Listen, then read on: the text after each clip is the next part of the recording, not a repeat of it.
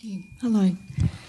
I want to ask, I work with people and I notice, I work with people and talk about lifestyle change quite a lot and how it will relate to health. And I notice in myself, as well as in those people that I work with, that sometimes in the face of really clear experience that making a certain health choice will make them better, and in sometimes serious situations, like say they've got diabetes or something. And I just want to make this distinct from things that we know that are addictions, like smoking. So I'm not talking about that because that's an addiction and that's got a different force.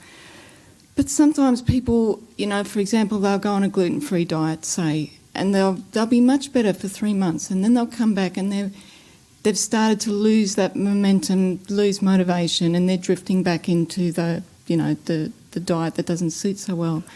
What is that force? What is that in us, and me too, where I know that, for example, if I go to bed earlier, I'll feel better in the next day, but something in me sort of says, no, I don't want to go to bed early. Yes. What is that? Yes. So these are forms of conditioning that has inertia and a certain momentum in certain ways in which people live that have been there for many, many years. They could also almost be seen as energy streams inside you, and they have a certain momentum. And some of these are sluggish energies, the inertia, the pull of gravity, gravitational force of deep-seated habits that are associated with the person. It's part of conditioning, mental, emotional conditioning. So then the motivation goes away again. And sometimes it's only in a crisis situation that people are able to break out of it, and sometimes not even then. If they really realize it's a crisis situation, then sometimes that can be the trigger that pushes people out of that the gravitational pull of deep-seated, conditioned habits. So there's also a reluctance, because these things are associated with the egoic sense of identity. There's also reluctance sometimes to abandon these habits, because it's almost as if you were abandoning a part of yourself. And people don't want to die. The ego doesn't want to die. So often the ego is stuck in unhealthy habits, but it's become so much of their sense of self that they can't do anything about it, and they don't want to. So all you can do is explain what it is that they are doing, and there's only that much that you can do for somebody else. You cannot force them to evolve. You can only provide the triggers for their evolution. So, and there are humans who don't want to evolve. They're not ready yet. It's like an apple that's on the tree, and it might be close to getting ripe, but it doesn't, or it doesn't want to fall. It wants to cling to, or let's say another example, the caterpillar says, no, I don't want to become a butterfly. I know who I am, and I'm comfortable with who I am. Why do you want me to become a butterfly? I don't want to fly around in the air. I belong here. And then it munches, this is where I belong.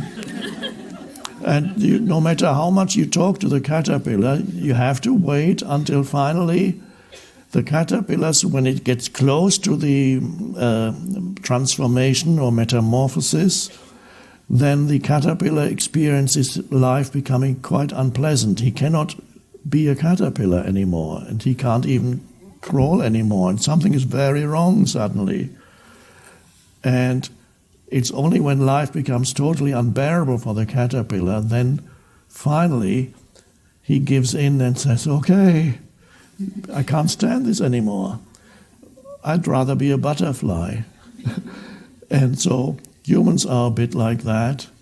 And some are ready, some need more suffering before they are ready. That's the unfortunate truth. And not necessarily physical suffering, it can also be self-generated mental and emotional suffering. Some people are not ready to give up their self-generated mental, emotional suffering. They're just not ready. They may come to you and say, help me, help me. But when it comes to the moment where they could be free, as happened to me years ago when I was still working with individual people, I was pointing out to a lady who came, who had a terrible irritation with her husband. For years, the very presence of her husband caused intense irritation. And everything her husband said and did, everything, the way he moved, the way he sat, the way he ate his food, he said, I can't stand him. And so I explained, or attempted to explain, these in the early stages of, before any books were written, the early stages of the teachings, when I sometimes surprised myself when I gave answers, things I didn't know beforehand, they just came. So I explained to her the mechanism behind the suffering and the possibility of course, she could leave him, or she could discover that this is self-generated suffering, and she could be free of that. And then suddenly she began to see it, and she began to see the possibility of letting go of all that self-generated suffering. And then she suddenly said, if I let go of that, what have I got left? So she was so identified with their suffering, it was like not only a close friend, the suffering was an essential part of her, had become over the years an essential part of her sense of identity, of her sense of self. She did not want to let go, and soon after she didn't want to come and see me anymore. So, but I do know that some of the things I said to her later I put in the power of now. So she's in there somewhere.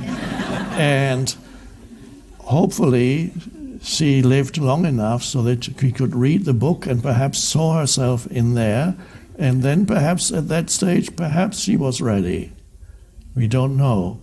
We just have to accept some people are not yet ready. But do all you can, not to force them to change, but to provide that to them that triggers. It has to come from within them. The readiness to let go or to change has to come from within them. So how you do it will vary from person to person. Use your intuition. Go to the place of not knowing so that the intuitive, you can say helpful things that come from that deeper level that might make a difference to them. What that is, I cannot tell you, because you can only know that you in that situation with that person. So go to the place of not knowing when you are with people, not continuously, but be there sometimes. And then it's possible that what they need that can trigger an awakening, you might say to them or do to them. Well, do, what would you do? Like be the Zen master and hit them sometimes, but you don't want to do that. But life does that if they don't change. Thanks.